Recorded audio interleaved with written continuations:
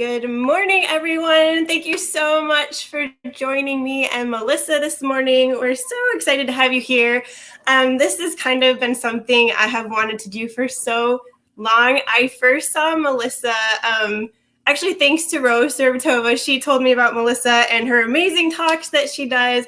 And I saw one that she gave, I'm pretty sure it was in Ireland, and just became obsessed with her way of introducing us to Regency era clothing. And Melissa, you do so many more eras too, just besides Regency. And it's amazing to see everything that you make and how it just really makes not just the historical era, but the books that we read and we love. So many of you I know that follow love historical romance, and it just makes the characters come to life. So today, Rose is going to give us kind of a breakdown of outfit that she has made and what all goes into that. And then I have a few outfits that I'll share, some ideas that are inspired, some history bounding you can do to have fun and enjoy the Regency era in your day-to-day life. So Melissa, have at it. Thank you. Thank you for being here. Thank you very much. Thanks for having me. I'm delighted to do this. Like you say, I do a lot more periods other than Regency. And in fact, Regency is probably the period I have the smallest wardrobe for. So, but you know what? That won't stop us. So, No. So what's funny, interestingly enough, about Jane Austen's books is despite the love for Regency clothing that it has inspired in so many people, recently in the last, say, 20, 30 years or however long, she actually mentions clothing very little in any of her books. And Pride and Prejudice is kind of no exception. There's very few mentions of clothing. We basically have pretty much all the mentions of clothing center around Lizzie and Jane's enforced stay at the Bingleys when Jane becomes sick and Lizzie has to stay there for a few days as well. So really the only descriptions we get of clothing are Lizzie's dirty stockings after walking 3 miles across muddy fields. And when it was clear that she would have to stay overnight, that a servant was dispatched to Longbourn to bring a supply of clothes back. And we also learn from this particular chapter that the ladies, so Caroline and Louisa, retire to dress at 5 p.m. and Lizzie is called to dinner at 6:30. Now, I can tell you this for one thing, Regency clothing does not take 90 minutes to get into, which we'll see quite soon. So they were probably relaxing in their own individual bedchambers and just doing whatever they wanted. Probably more their hair was more than anything that took the time to do. And so last and probably most well-known reference to clothing is what I call the great petticoat discussion of the Netherfield drawing room. And so that is when Caroline and Louisa are in the horrors over the 6 inches of mud on Lizzie's petticoat. And it is stated that Lizzie's gown had been let down over the petticoat, but it was not doing its office. So we'll explore what that means too in a couple of minutes. And then prior to the Netherfield ball, we get one more mention of clothing, and that is about shoe roses for the girls' shoes. It was too muddy in the 5 days leading up to the ball to go into town themselves and get them. So basically a servant had been dispatched to get them. So that's really all we get in terms of clothing. We do get a hint about how long it might take to sew a Regency wardrobe when Mrs. Bennet is fantasizing about Jane marrying Mr. Bingley, and it would take 3 or 4 months to get her trousseau ready. And then the only other really reference we get is when Lydia is in Brighton and she writes home about buying a new gown or a new parasol, and that's it. So from that, we're going to look at the clothing that we could expect the Bennet sisters to wear in Pride and Prejudice. Now, Pride and Prejudice is often set in TV and film adaptations in the year 1813 because that's the year it was published. But Jane Austen, real fans will know that it was first written under the title of First Impressions. And Jane started writing it in 1596 and finished it in, 1796 and finished it in 1797. And she changed the title and edited it quite a bit in 1801. So for our purposes, that gives us quite a bit of leeway for all these decades where, like, conceivably, you know, the fashion could be worn by the girls, since she doesn't ever date it to a specific year. That gives us a bit of leeway to play with. So I'm specifically going to show the clothing from about the years 1806 to 1810. The clothing was kind of the most fashionable for those periods, because that's what I've got. So I'll just be upfront with you about it right there. So first of all, what I'm going to do is I'm going to take off my morning jacket, which is this garment right here. It's quite short. It only goes to the top of the thigh, several inches above the knee. And this would be worn by ladies around the home as they're doing things like writing their letters, maybe practicing piano, going over the accounts, anything to do in the morning, really. You didn't really have guests or visitors coming over in the morning, aside obviously from the visitors or guests who might be staying in your home. So this would be very informal attire to wear, but it was worn over all the requisite undergarments. So it's not like you could just slob around in nothing underneath it. It was kind of like a dressing gown, but with your clothes underneath it. So I'll simply take this off and start feeling. What is the fabric it's made out of? So this is made out of printed cotton, and this fabric is actually more prevalent in the 1780s, this style of print. But we do have extant morning jackets that have survived the last 200 years. And there's one in particular that I'm thinking of that the fabric was originally from the 1760s. And they can tell from the old stitching lines in it that it was remade into a style suitable for the 1780s. And then in its final iteration, it was used as a morning jacket when it was frankly no longer fashionable enough to be seen outside of the home. So fabric was really expensive and kind of precious, and people reused it until it gave up, until there was nothing more you could do with it except for rags or stuffing it as upholstery. So it wouldn't be necessarily uncommon to have an old-fashioned print or an old-fashioned garment made into something just to slob around in at home. So voila, I'll take off the morning jacket, and here I am in all my Regency underwear. So what you are seeing here is a shift or chemise. This is a very fine, soft cotton, as you can see.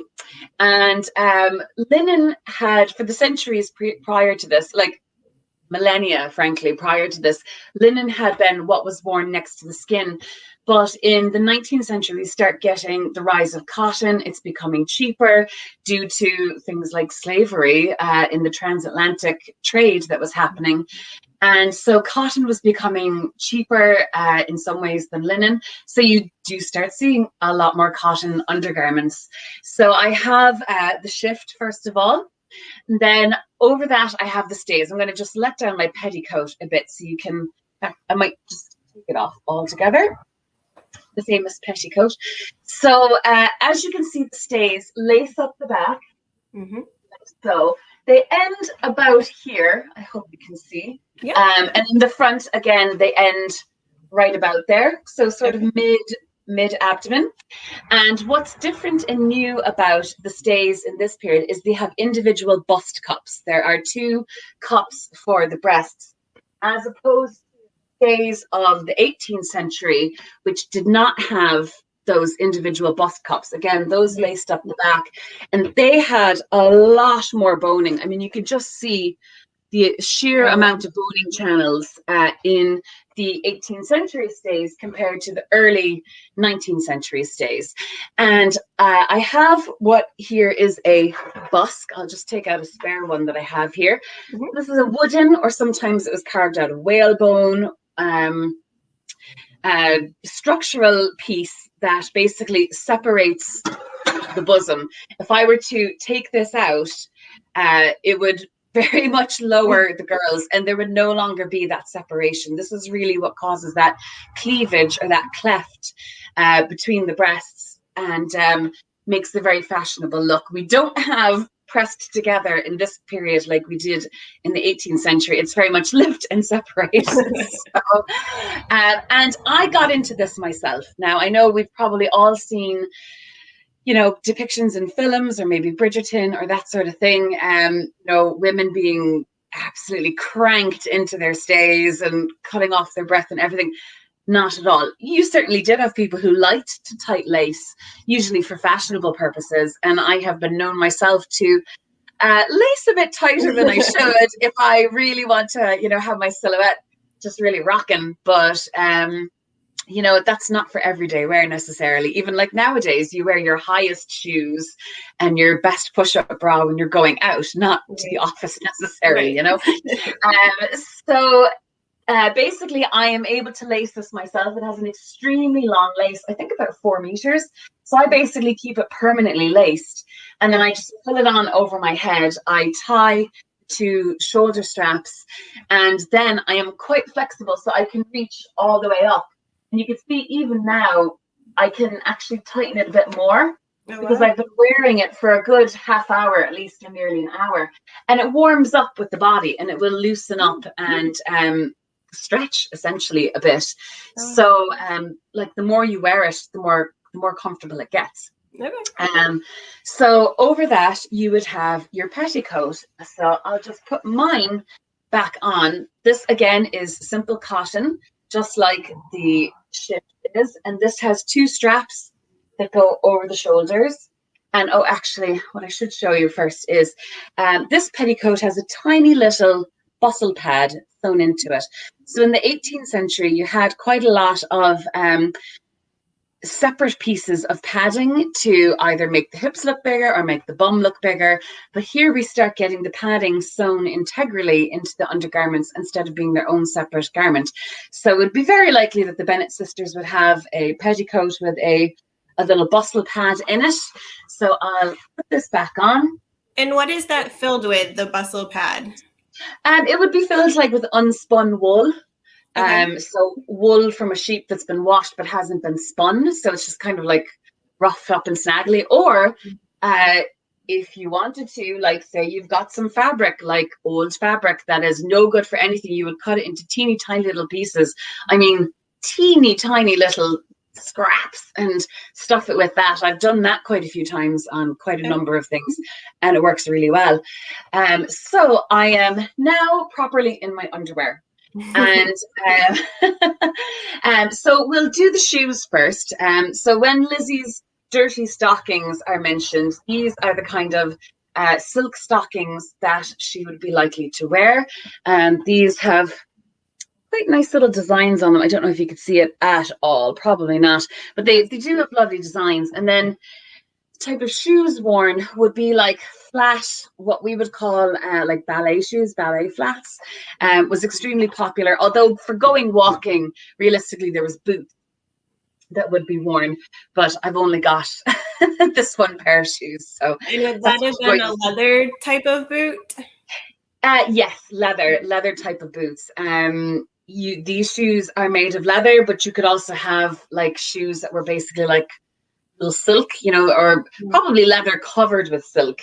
And that's where the shoe roses kind of come in, is if you had basically spare scraps of silk, you would send them to like a milliner or somebody, and they would make roses to match to match your shoes. Basically, you did sometimes have contrasting ones, but not always. And as you can see here, I'm wearing stays, and we all think, oh God, it's impossible to move in those cages, those corsets, all that sort of thing. But here I am putting my foot on a chair, and putting my socks on over, despite the fact that I've got a pair of stays on. So they don't inhibit movement as much as people really think they do. So we do have a saying in the historical costuming world, shoes before stays, or shoes before corsets, because it's not as easy. It's not impossible, but it's certainly not as easy. So next, what I'm going to put on is I'm not going to go straight into the gown. What I'm going to put on is for the daytime. So when Lizzie and Jane and all the girls are sitting at home and they're embroidering or learning the pianoforte or whatever, they wouldn't necessarily have their décolleté on display. what you would have are little separate pieces like this. This is called a chemisette. If we think of the word that this is a chemise, that this garment is the chemise, the chemisette just means that it's a little smaller chemise, basically.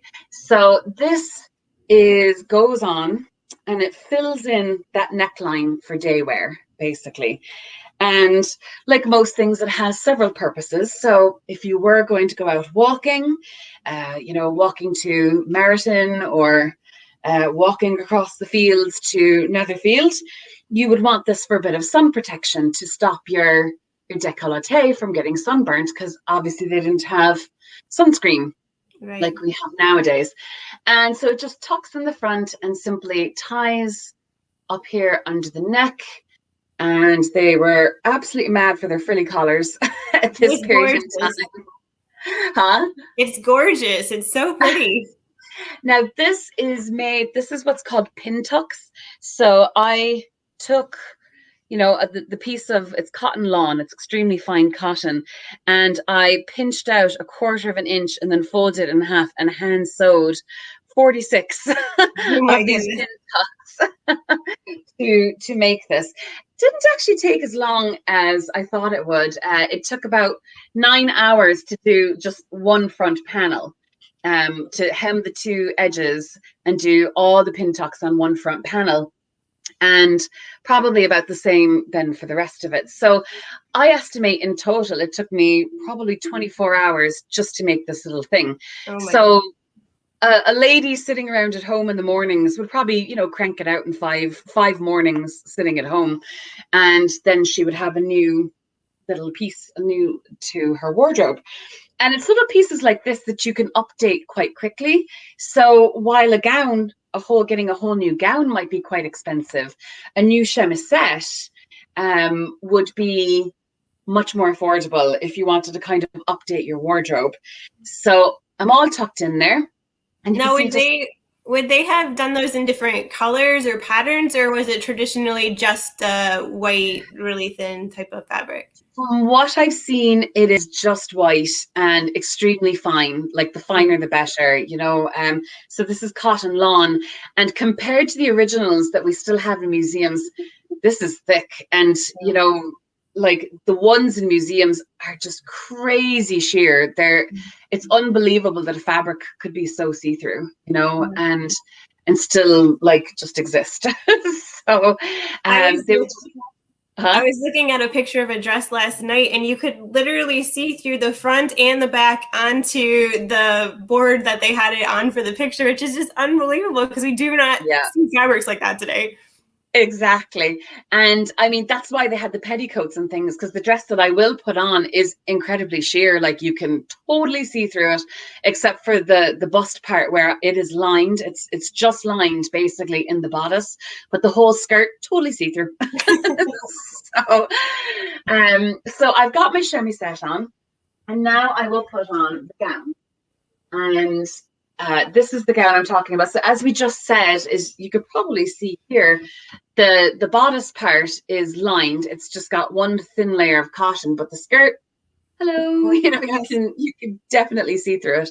Yeah. And so I will put this on. Now, technically, the Bennet sisters would not sit around the house wearing this type of gown, because this is actually technically an evening gown, like for wearing to a ball or an assembly or a dinner, that sort of a thing. But I have not yet made a day dress, so we're going to have to go with this. So it just pulls on over the head, and as you can see, we start covering up the edges of the chemisette. Now, this is the one and only tricky part, and you would think, because Regency clothing looks so simple, that it would be really easy to get into. But actually, compared to Georgian clothing, I find it very difficult, because Georgian clothing basically always fastens down the front. You can do it yourself. But I don't have anybody here to help me. I'm going to have to try and get the two ties myself. There's a tie at the bottom of the bodice and a tie at the top. So I'll do the bottom first.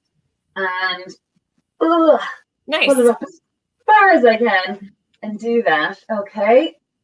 So I managed the bottom one. Woohoo!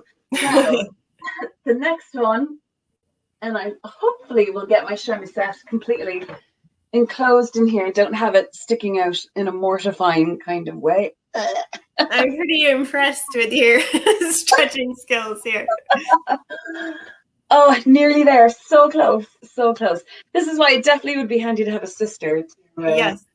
assist you to help you, or a servant if you didn't Now, want. you said that this dress would typically be a little dressier for a ball. I can really picture Lydia just laying around the house ready to go. You know, she's like prepared if somebody comes to call and they're inviting her to a dance or a ball somewhere, she's like ready.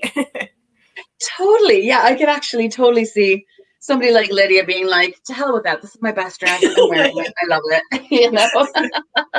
Whereas Elizabeth and Jane would be much more concerned about propriety and what's supposed to be worn at what time of day and all that sort of Yes. thing. And Mary just wouldn't care at all. She'd be like, I should play the piano, you know? So now I am, let's say, ready for day wear. Although, like I said, this is technically an evening gown. I wouldn't wear this around the house. A day dress oftentimes actually ties at the front. It's kind of have like an apron front, and so you pull it up and you can tie it and adjust it at the front, so it is easier to get into. Whereas an evening dress, well, realistically you're going to have help getting into an evening dress. Now if I wanted to go outside, I wouldn't just necessarily go like this. I would want still a little bit more coverage, and that coverage, especially in very warm weather, I think we're all familiar with the Spencers, the absolutely adorable little jackets that just end under here. I love them. And it's actually the next thing I'm going to make, but I just didn't have time in 7 days to make one. But what I did make is a tiny little summer jacket called a canizou. Now, these were often white, as we see in fashion plates, but we do see some fashion plates that show a canizou that is made out of the same fabric as the gown. So I adore purple, and I had just enough left over for making the gown to go, okay, I'm going to have a matching canizou. So again, this just is actually quite a large garment that gets tightened and adjusted. So it just gets tied here, down here under the bust, and then you can adjust the gathers so that it's quite pleasing, and then tied here under the neck. Adorable. So we've got the here we go. So we have the ruffle of the chemisette and a little ruffle of the canizou underneath that. And if anybody speaks French, which I don't, they'll know that canizou is like a combination of two words, something about August. So, I mean, you think about how hot and humid August is, and how sunny and it can be. Like, so you'd want a bit of sun protection, but you don't want anything like at all heavy. You know, you're like, oh my God, I'm dying of the heat.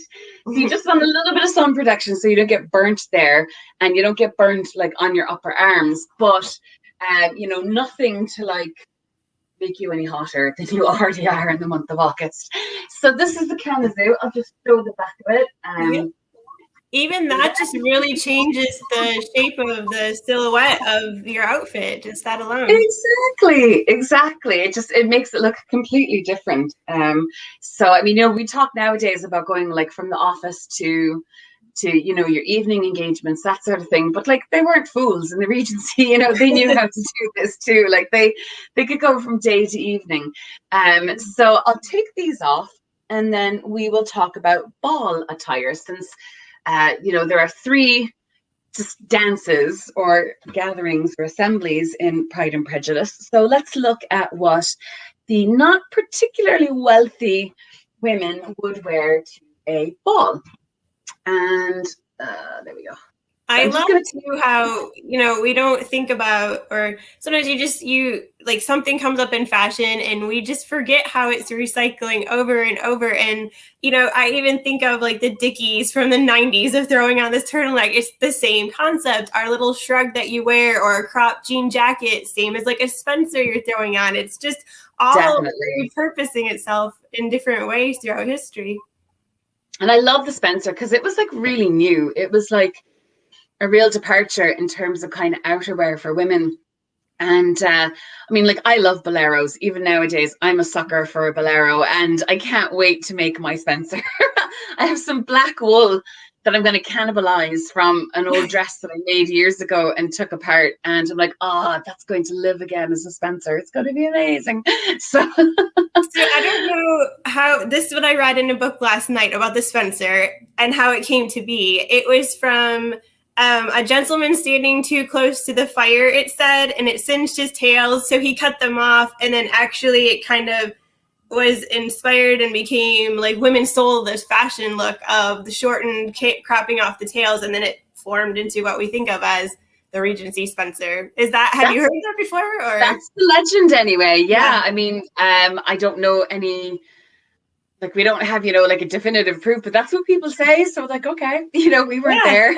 They were. So maybe that's how it happened, because before that, like, women's outerwear was, I mean, aside from cloaks, which could kind of be any length, like a fitted jacket, like of the redingote, that was full length, so to have something so short to the underbust was just really unusual. But like, oh, chef's kiss, just fantastic, Have you seen the Emma movie that came out last year? Have you watched that yet? The outfits in that movie, are just so they are perfect. My friend came over and she brought it with her when, like, our lockdowns restrictions eased a bit, and we were going to do a bitch and stitch, basically, where we were going to, sew and gossip and stuff like that. And she put it on. Now, she had seen it a load of times, and I hadn't seen it yet at all because it was released just as we went into our first lockdown. And but I didn't do any sewing. I was like glued, like transfixed to the screen. I was like, oh my God, look at that. And she was like, I know. So it is, and I actually haven't, she let me have the loan of it, and I haven't watched it again yet because, again, it's something that, like, I do a lot of sewing while I watch television or listen to Netflix or, YouTube or whatever. And I don't necessarily look at the screen a whole lot. I follow the story, and just like audibly and just like, concentrate on my sewing. But this was like, no, you have to look at this. It's too beautiful. Even just like when they went to the hat shop and the milliners, and they were getting ribbon, and Harriet and Emma were there, and they saw Mr. what's his face's sisters, and I was like, I want everything. Like, I just want everything in that shop, So, it was fab. But I haven't watched Bridgerton, so I haven't either. Yeah. I don't know, just haven't felt the need to watch it, so, and like by now so many people have talked about it, I feel like, I've already seen it at this stage, so so we'll go to evening wear. So there are a few. We've got the initial assembly where Mr. Bingley and Mr. Darcy make themselves known to the residents of Meryton. Then we've got, I believe, the Lucas's party, and finally we have the ball at Netherfield. So what would a lady who doesn't have the most biggest expense account in the world, what would she wear to a ball? And that would basically be a gown like this. So like I said, this was fashionable from the years 1806 to 1810. You can probably just about see there is a stripe going down the center, a decorative panel going down the center of the gown. And this was the fashion basically for those few years.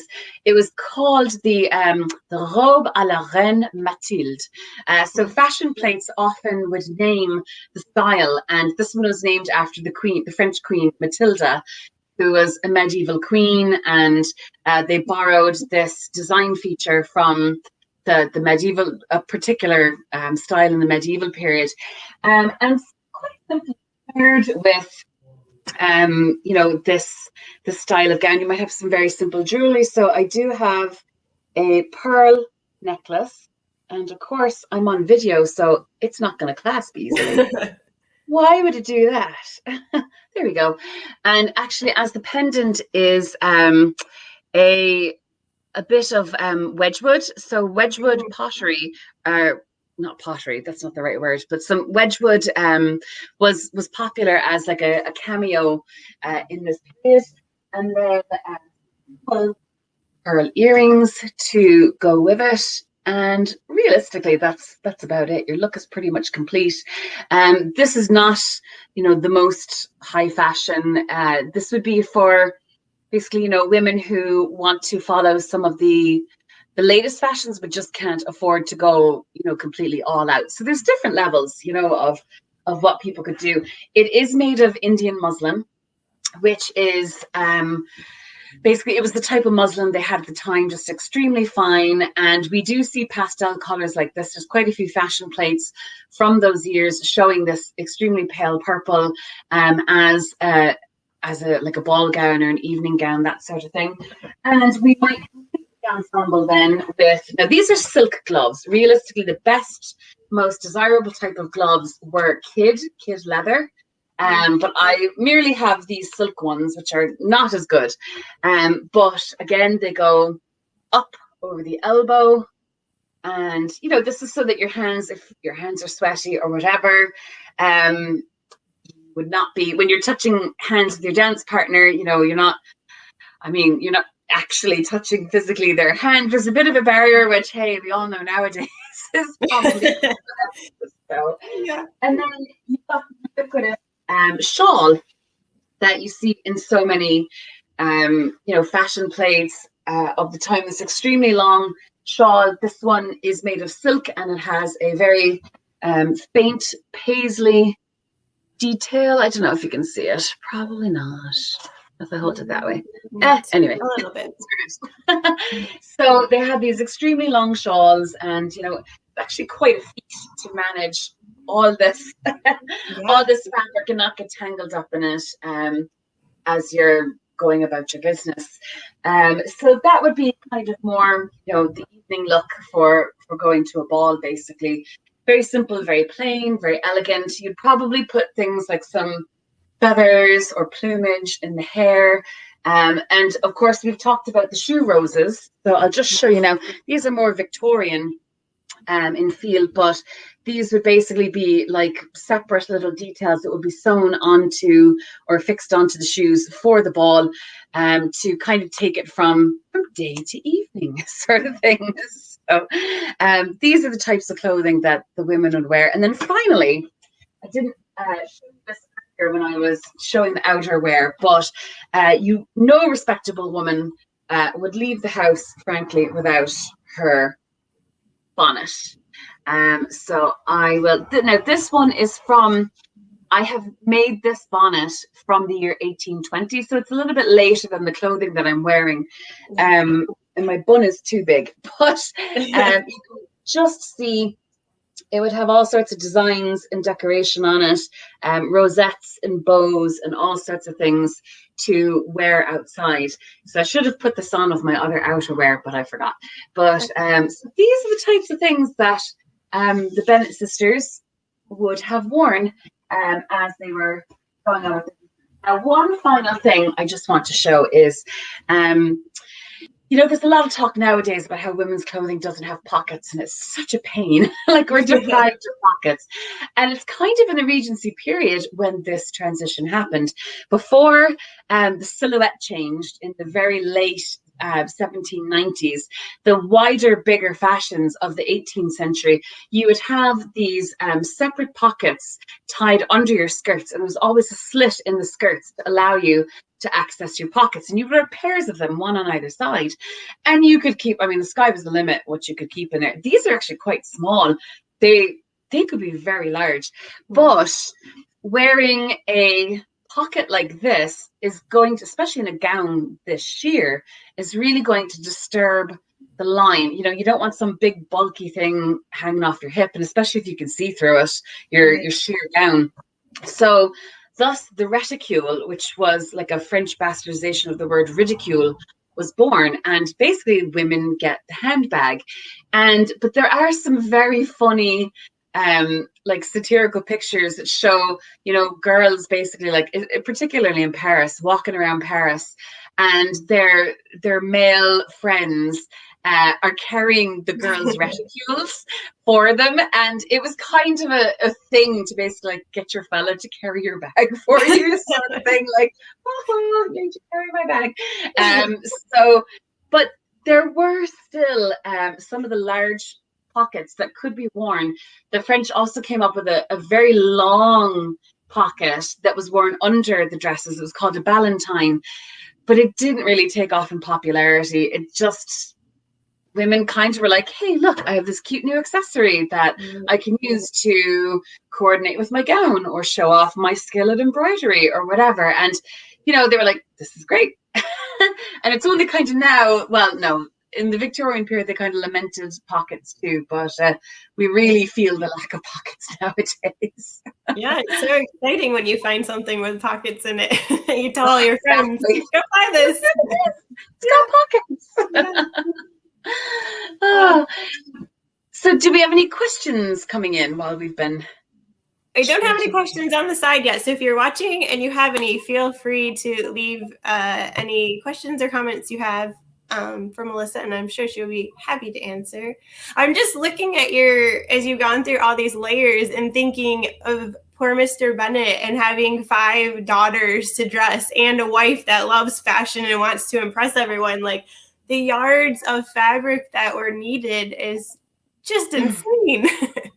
That poor man, no wonder he was broke. Like, in fairness, like, even if you know, obviously pass down the clothing from the older daughters to the younger ones, like, it's never enough, because some clothes are going to be damaged beyond the state where you could continue to wear them, you know, like, or you'd cut it down. Or really what happened was, if the clothing, the servants at the time, basically, they got, most servants in the larger elite households would live in the household. So they got all their food and basically a place to live, and they got paid quarterly. So once every 3 months, they would get their wages. And a lot for the female servants, a lot of the time, kind of part of an unspoken agreement over their wages was that they would get the cast off clothing of the women of the house. But this had the funny kind of thing, and this has been the case for centuries, literally centuries. Like in the 16th century, we see this as well. And you get like instances where, you know, the lady of the house is giving away a gown to her servant or whatever, and then she sees her servant wearing it, and all of a sudden she's like ragingly jealous, you know. It's like, and I've been there. I gave away clothing one time at a swap, and I was like, I had this dress, I'd had it for 5 or whatever years, and I was like, oh, I'm so sick of this dress, I'm so sick of looking at it. And a girl picked it up, and like, she took it, and I was like, oh, it's fine, I'm delighted somebody else is going to get some wear out of it. And I saw her wearing it the next day, and I was like, oh, what have I done? I want my dress back, you know. So, like, I've been there. I can understand the thing of like, why did I give that away? You know. So, but yeah. And I was reading last night too about, you talked about it at the beginning of you know, them kind of scoffing at her coat, or the bottom of her dress being muddy, Elizabeth from walking all that distance, and the length of it. And it was saying that it was common then to just kind of like, this layer isn't as fresh, so we make it a layer underneath as like a under petticoat type of layer to keep it going. So you kind of like recycle, reuse. It kind of goes down the train of what I'm showing for my appearance to others. Yeah. Definitely goes down the chain of, you know, okay, well, maybe I won't wear this out anymore. Maybe I'll just wear it at home. I'll make it into a morning jacket, or like you say, an under petticoat, that sort of thing. And like, as regards that, the petticoat reference, where she says, oh, even though she let down her gown, it wasn't doing its office. But when you think, if a gown is this sheer and your petticoat is covered in mud 6 inches, you're going to still see through it. Like, you're still going to see through it and be like, okay, well, I can still see that you tramped it. Yeah, you tried to protect your gown while you were out walking in the mud, but it's probably dirty now, you know. And actually, there's a book I'd really love to read. I think it's just called Longbourn. And it's written by a woman named Jo Baker, I think. And she basically writes Pride and Prejudice from the view of the servants. And I haven't got my hands on it yet, but I'm like, I really want to read that book. It's very interesting from the servant's perspective. I will say, I feel like it can be pretty controversial about some of the liberties she makes with some of the characters. So don't go into it if you're thinking like you love Pride and Prejudice canon. Like it does stray, definitely. Okay. Okay. But Good to know. it is very interesting, unique perspective to have from that. So yeah, you're making me think almost of that, you know, like what we do with our clothing to like it's now pajamas. Like this t-shirt is now going in the pajama drawer. Like we do the same things that they did back then, just in different ways. Exactly. Okay, a question for you. So hello, Becky. Becky's asking, would Mr. Bennet's daughters get pre-made dresses from local shops, or would they have all been fit to their measurements? They weren't rich enough to have fittings for all their clothes, yes? So pre-made was a little bit of a thing, but not so ubiquitous that a place like Meriton would probably have a whole bunch of pre-made items. So what you did back in the day was you would basically go to a draper or a mercer, which was a person who sold fabric. You'd pick out your fabric, pay for it, and then take it to your tailor. And you might, bring along a fashion plate and say, well, I want it like this, but I want this a bit shorter, or, whatever. Like you'd kind of, the fashion plates were there to give you an idea. So the likelihood was that like Jane and probably Elizabeth would have the newest clothing, and it would be fit to them. And then basically it would get passed down amongst the other sisters or off to the servants. But there's always a thing, if you've got one daughter who's like taller for her age, then the other ones might be more well endowed than her sisters or something like that, then she might need to get her clothing specifically. She might skip the kind of hand-me-down chain and get first-hand clothing if she's, say, her sisters were kind of flat-chested and she's particularly well endowed, sort of things. So you do have, like, I personally keep all my scraps in case I, go up in size so that I can enlarge my dresses if I need to. But back in the time, the tailors, part of their perquisites, part of the perks of the job was keeping the fabric scraps from the fabric that was given to them by the customers, unless I suppose otherwise arranged, and there was controversy over that, like, oh, you said I would need 7 yards for this, and yet I don't think there's 7 yards in here. What have you done with the extra yard and a half or whatever that you told me to get, so yeah, it was probably the younger ones, like still nowadays, and maybe less well-off families suffered through the indignities of hand-me-downs that didn't necessarily fit them as they would have liked. Right. I feel like they were very resourceful though at remaking. So like nowadays when we get hand-me-downs, like I definitely had hand-me-downs for my cousins growing up, and you just, you basically wear the same outfit that they gave you. Yeah. But for them, they could really make it and repurpose it and, like update the collar or whatever. Or like we even saw with your outfit, we're adding little shrugs over top, we're adding the chemisette. Like we're really changing up the look, even though it's the same basic dress outerwear. Exactly. There's loads of ways to style things, and like it's little pieces like the chemisette or the canezou or even a bonnet that you can change a lot more easier if you want to be for a lot less expense if you want to be fashionable than necessarily your gowns. So let's say, okay, your daughter hasn't had a growth spurt and she can still fit into something for a couple years on the go, but it's a little bit, she's going to Brighton and doesn't want to appear several years out of fashion, so you have the latest chemisette made, or you make one yourself. That was the type of thing that ladies could very much do at home, was those little kind of distinctive features to their wardrobes. So it was a bit of everything. Yeah. Becky says that she can only imagine how much Lydia would hate getting all the hand-me-downs. I'm sure she would have. Totally. Yeah. She had such a chip on her shoulder, she was just angry at everybody else's stuff being handed down to her. Well, imagine if she'd been in any other family where she wasn't allowed out in society until her older sisters had been married off. I mean, and Jane was 21? She was 15. Lydia was 15 at the start of it. And I mean, if Jane wasn't getting the skids on and getting married, and then Lizzie, Mary, and Lydia or Kitty, you know, like poor Lydia is going to be left on the shelf before long. And she's like staring down, okay, well, I'm going to be a carer for my aged parents because I never got a chance to get married, sort of things. So, like, but I mean, she wasn't raised in that kind of house. Like Mrs. Bennet obviously just let them have free reign, and Lydia ran with it, you know? Yeah. Okay, I don't think we have any other questions, so I'll go ahead and share 3 tops that I have that I was inspired when you said you were going to work on some pin tucks. That is like one of my favorite little details to find in blouses. And I really cold, so I'm going to put this on. Go right ahead. And I really love sharing with people pre-loved outfits, and that you can find such bargains out there of outfits that are just waiting to be rescued again and loved. And I do think, like, you know, especially you and I had spoken about this before, when, you know, you're studying over fashion plates and you're having to pick your own fabrics, and there's really a time investment into knowing what you like to wear. Like, you really have to know your personal style when you're picking every single little detail.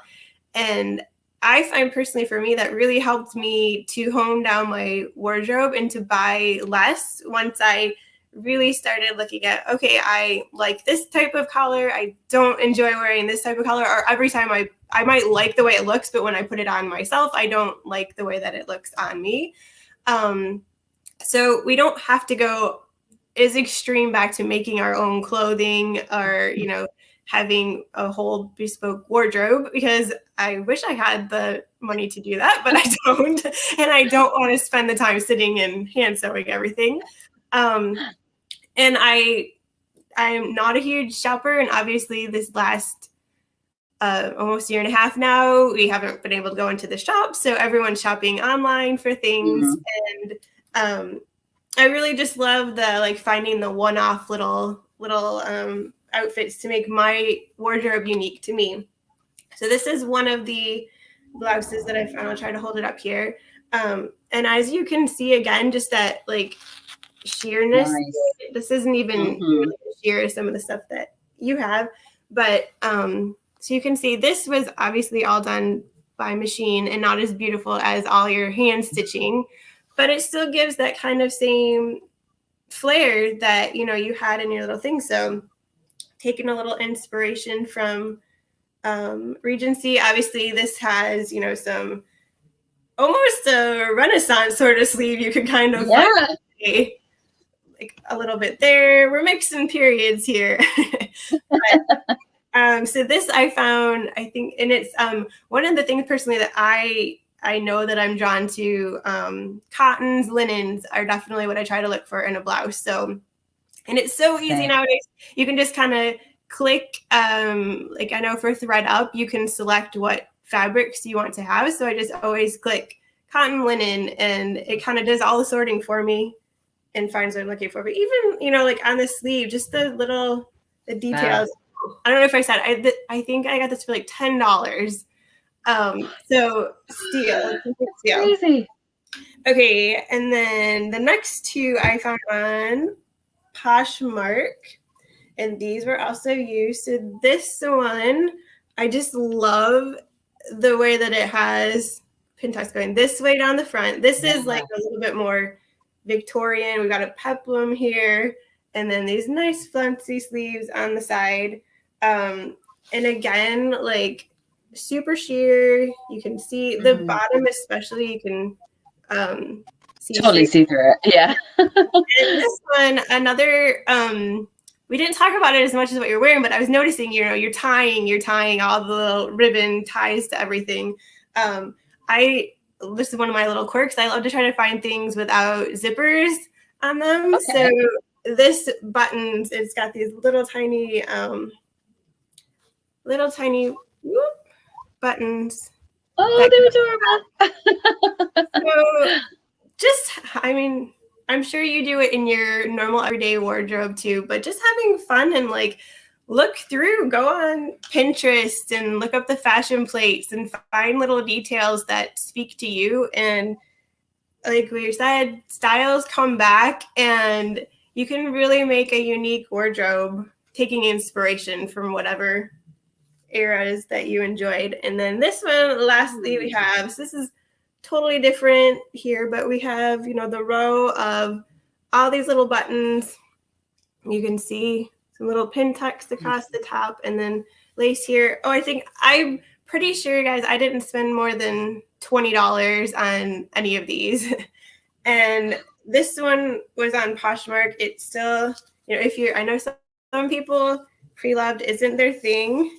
Tags are still on. I mean, this is just hanging in someone's closet, waiting for me to buy it and give it a home and show it some love.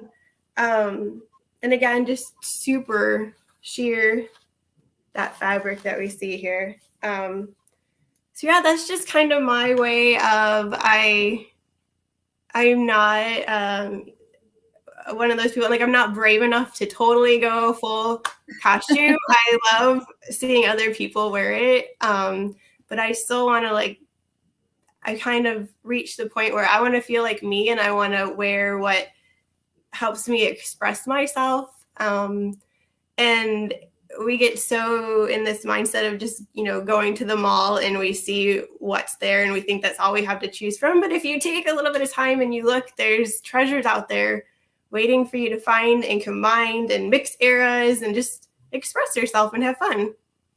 Definitely.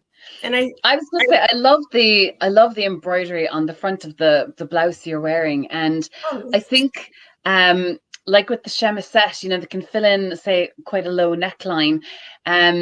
Like oftentimes, you know, you might get a permanent stain on, say, the sleeve of a blouse, or it gets torn or whatever.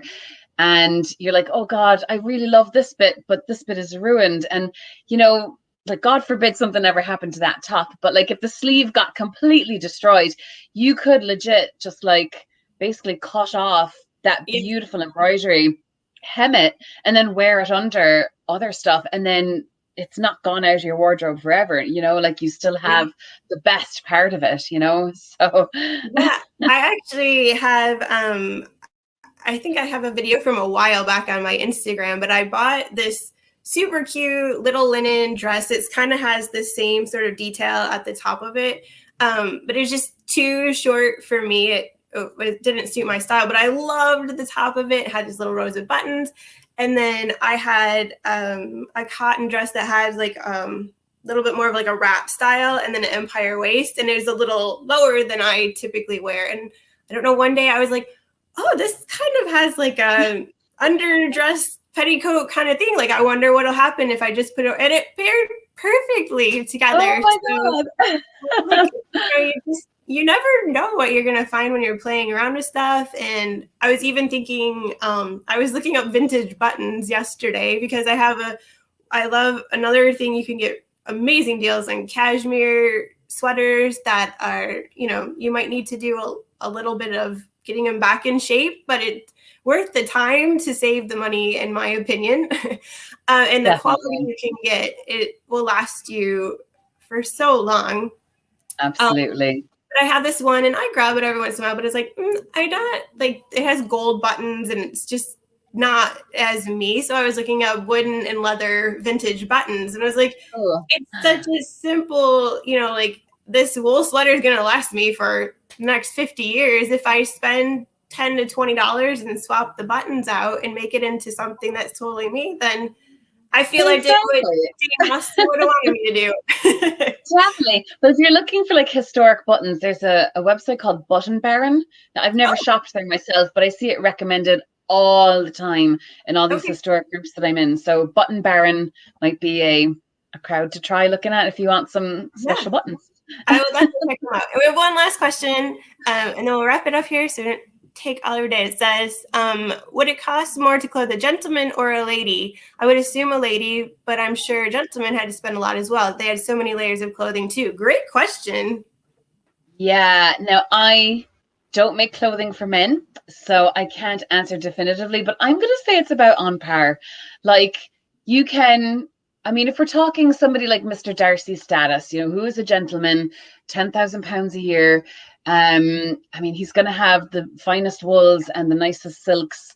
But like his wife or his sister, will have also amazing silks, the finest cottons and jewelry, feathers, all that sort of thing, for their social engagements. So I'm going to say kind of on a par, but there's people out there who probably will disagree with me because they know better. So I'm just going to assume that like again, it's personal, like what you can afford to do versus what you want to do. Just because you may have a lot of money doesn't mean you necessarily care about fashion, So you might choose to spend your money on horses or a good carriage or something else instead, rather than, cutting edge of fashion. So it's probably a very individual question. But like we do have Beau Brummel at the period, and like I mean he was insane. He was next level. So I'd say his stuff cost an absolute fortune, Yeah. Even though it was quite like, plain, we would call it nowadays. It was very elegant and, good lines, that sort of thing, without necessarily a whole bunch of extraneous decoration on it or applied decoration. But I'm sure it was the best of everything and cut to the absolute, level of perfection. So, yeah, I'm going to guess without knowing the definite, I'm going to say probably about equal. Yeah. They still had so much fabric involved for their neckties or whatever they're calling them. That's the waistcoats, the coats that went over it. And I mean, sometimes there was a phase where you had like 2 waistcoats going on and like the shirt, and like you obviously wanted to be of the finest quality, which means literally the sheerest or because it's softer. Right.